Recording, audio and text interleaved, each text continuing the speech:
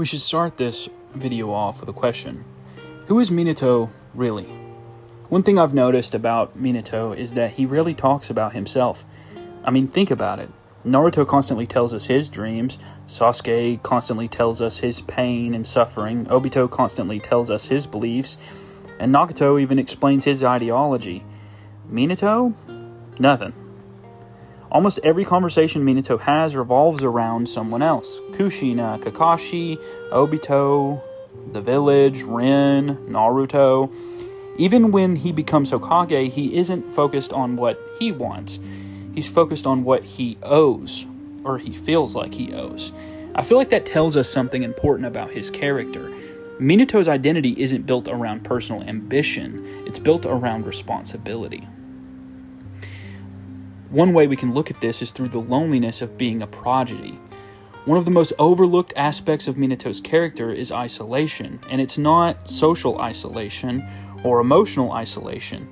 Minato is a genius among geniuses. Everyone around him recognizes it. By the Third Great Ninja War, he's already operating on a level most shinobi never reach.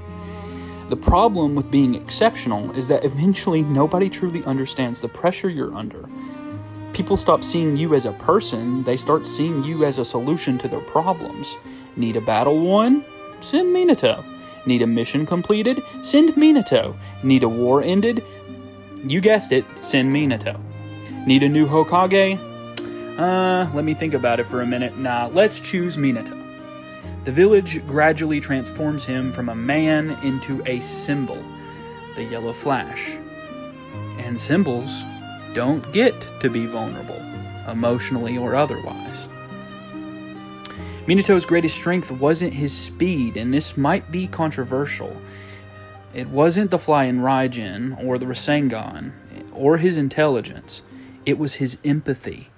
Every major relationship in his life is defined by empathy. He understands Kushina's loneliness. He understands and empathizes with Kakashi's grief. He understands Obito's insecurity, and he understands and relates to Naruto's burden. This is why Minato succeeds where many powerful shinobi fail. He's emotionally intelligent. He sees people, not tools, and not soldiers, just people.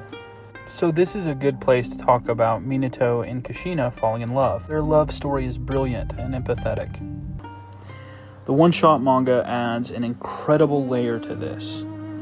Kushina and Minato are opposites at face value. Kushina is loud and abrasive. Minato is shy and quiet.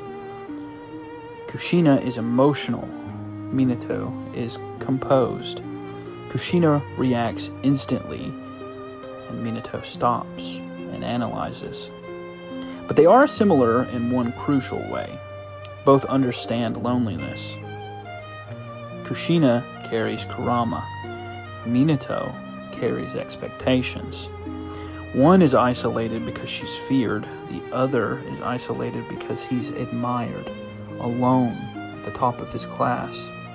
The world sees both of them as something larger than a human being. That's exactly why they understand each other. And the creation of the Rasengan reveals everything. It's not just a technique, it's a character statement. Compare it to a Chidori. Chidori is direct, it's aggressive and explosive. A Rasengan is controlled chaos, a swirling mass of energy held together through mastery. Sound familiar? That's Minato. Underneath the calm smile is an enormous amount of pressure. The Rasengan is a power restrained by discipline, exactly like its creator. There's a concept called the curse of competence. The more capable you become, the more responsibility people place on you. Minato suffers from this constantly. Everyone expects him to fix everything. The war, the village, his students, the Nine Tails, Obito, and then eventually Naruto. Minato genuinely tries. He never refuses responsibility. He never says, "That isn't my problem." He carries every burden handed to him, and eventually those burdens end up crushing him. Advancing his character a little bit, let's go ahead and talk about the tragedy of Team Minato. This is where I think Minato's character becomes fascinating, because Team Minato is technically a failure. Not because Minato was a bad teacher, it's because reality was stronger than his ideals. Ren dies, Obito falls and is presumably dead, and Kakashi is left traumatized and alone. The entire team is destroyed, and Minato can't stop it. For perhaps the first time in his life, talent and skill isn't enough to solve the problem. His speed isn't enough. His intelligence isn't enough. The people he loves still end up suffering. This creates one of the central tragedies for his character. Minato can save nations, but he can't save every individual. And that brings us to Minato's biggest failure. Most people would say that Minato's biggest failure was not realizing that Obito had survived. I disagree. His biggest failure was not realizing how much pain Obito carried. Because Minato believed in Obito, but belief alone wasn't enough. Obito needed guidance and support. He needed someone to notice how broken he was becoming underneath the surface, underneath the facade of a bright, idealistic young man. But Minato had no idea how broken Obito was becoming, how vulnerable that experience would make it for him later when he was captured by Madara. Minato wasn't absent because he didn't care. He was absent because he was carrying the entire village on his shoulders. And that's exactly what makes all of that tragic. His strengths created his failure. Had he not been single-handedly winning a war, he might have noticed there was some cracks underneath his team. Then we get to the night of Naruto's birth. This is where Minato's story reaches its emotional peak. Think about what happens. Within hours, his wife is dying, his son is born, his village is under attack, and the Nine Tails is loose. How can one person solve all of those problems? How can one person solve all of those problems calmly? His former student had become a terrorist. The future of Konoha hangs in the balance. Anyone would break under those circumstances, but Minato doesn't. And he's not fearless.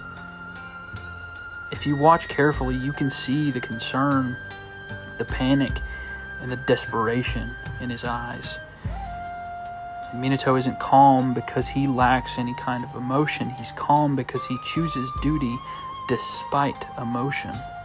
He shows courage. So within an hour or two, almost as quickly as the attack on the Hidden Leaf Village had begun, Minato starts solving these problems, solving problems that he always had. He starts blitzing around every location that he possibly can. But even with Minato trying his absolute hardest, it ends up not being enough to stop the Nine Tails from emerging. So then we get to probably the most criticized aspect of Minato's character, if you really think about it. Why did Minato choose Naruto? Why would Minato put the Nine-Tails Fox inside of his own son? The answer to this question is because Minato's entire philosophy revolves around faith, and it's faith in people. He believed Naruto could accomplish what previous generations couldn't. He believed that the next generation could surpass the last. That idea becomes one of Naruto's central themes, and it starts here with Minato.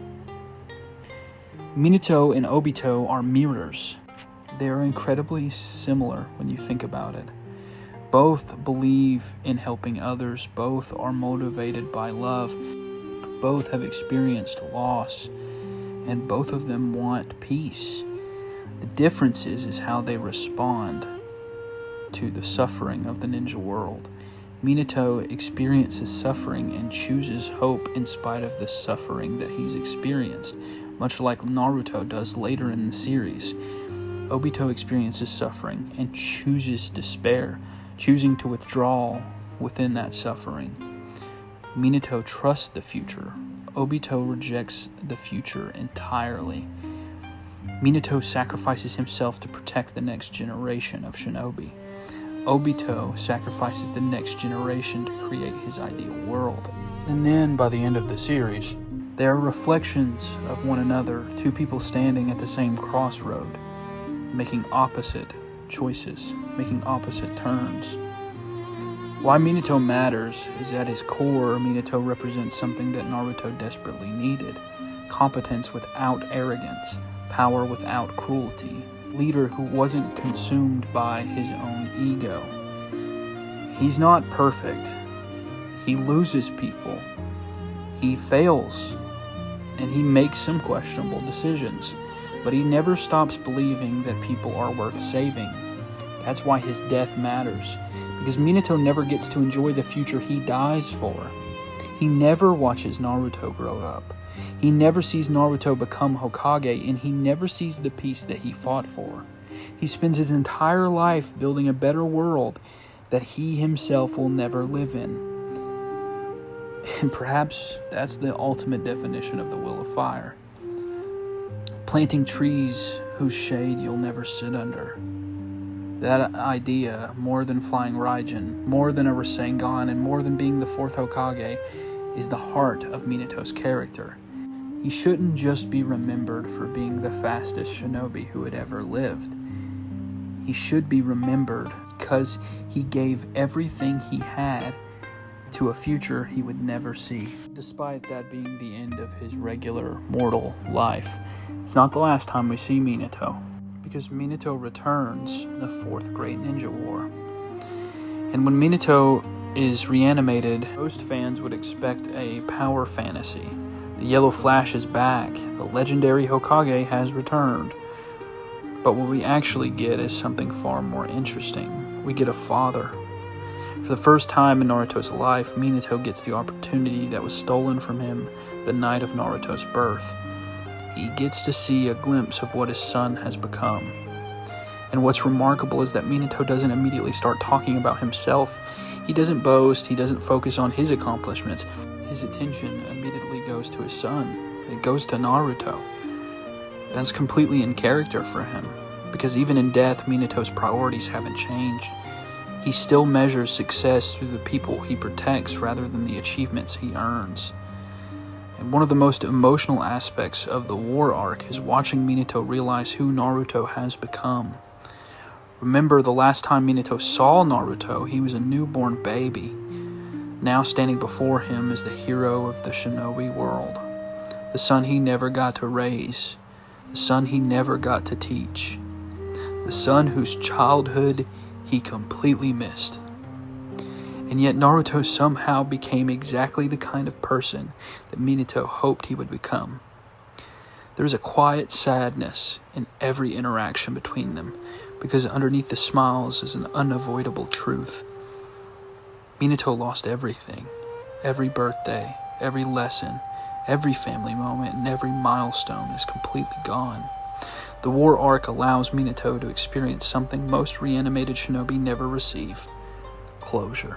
I think one thing that often gets overlooked is how much guilt Minato likely carries, because for years fans have debated whether sealing Kurama into Naruto was a correct decision. Minato himself finally has to face that outcome. Naruto's entire life was shaped by that choice: his isolation, his hatred, his loneliness, his pain. They are all consequences of a decision that Minato had made. And yet when Minato sees Naruto, he doesn't find a broken child. He finds a young man who's transformed his suffering into compassion. In a way, Naruto validates Minato's faith. We must recognize that Minato's choice was both heroic and tragic. It was necessary and painful. It was right at the time to do, but it was also devastating. Two things can be true at once. Minato also had to face his greatest fear, because earlier in his life, Minato failed to save Obito. Now he had to face him, not as a child, not as a student, but as the architect of the war that they were currently fighting. Imagine how horrifying that must have been. For years, Minato probably believed Obito died a hero, Now he discovers that Obito survived and became responsible for unimaginable suffering. Many characters would react with anger, but Minato reacts with self-reflection. And that's one of the strongest indicators of his character. His first instinct isn't to blame Obito, it's to wonder where he failed, where along the path he failed, where he went wrong as a teacher, where he had failed to guide his student. That is an enormous burden to carry. I think that the war arc does something very important. It strips away the myth. Throughout Naruto, Minato is treated almost like a perfect figure. He's a genius hero and a legend. The war arc reveals that he isn't perfect at all. He makes mistakes, he hesitates, he does experience regret, and he feels guilt. There's even a moment where Tobirama points out that Minato seems mentally shaken after learning the truth about Obito. It shows that Minato isn't some emotionless superhuman. He's a man trying to process the realization that one of his greatest failures helped create the world's greatest tragedy. One of the most beautiful elements of the war arc is how it highlights the differences between father and son. Naruto inherited Minato's kindness, his self-sacrifice, and his belief in others. But Naruto goes one step further. Where Minato had failed to save Obito, Naruto refuses to give up on him. This isn't a criticism of Minato, it's actually the fulfillment of Minato's dream, the next generation surpassing the previous one. Minato spent his entire life believing the future would be better. Now he's witnessing proof. Naruto succeeds where he could not, and Minato couldn't be prouder. And I think one of the most symbolic moments in the war arc is Minato wielding the yin half of Kurama. Years earlier, he entrusted Naruto with enormous power and responsibility. Now, father and son literally fight side by side, carrying the two halves of the same beast.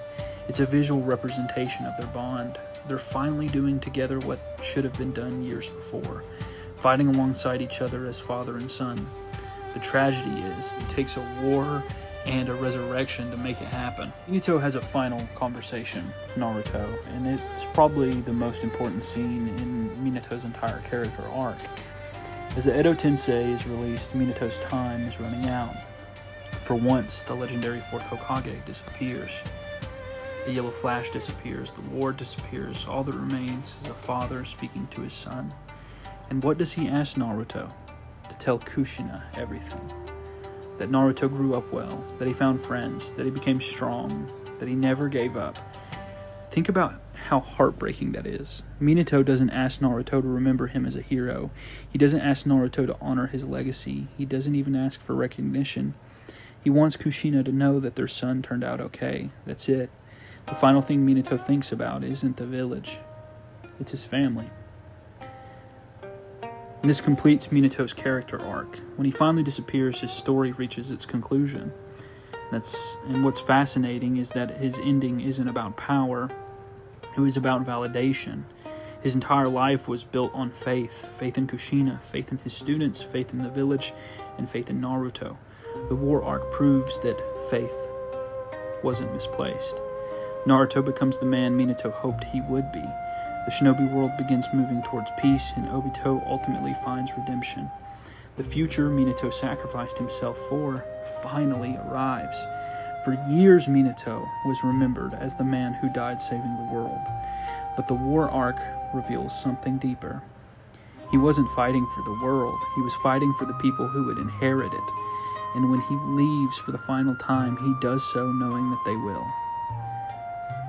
That is what finally allows Minato Namikaze to rest. I hope you all enjoyed this video. That is my character analysis of Minato. He's a really, really cool character. And I really enjoyed reading about him and watching him in the anime, seeing his abilities and everything come to fruition. It was awesome. Because, he's built up through the show subtly. You don't really know much about him, but in the beginning of the show, you know that he sacrifices himself to protect the village from the Nine Tails. And you see his face on the stone. And if you're smart from the beginning, you can put one and one together and know that Minato is Naruto's father. But as the story goes on, you get more and more information of him as you go.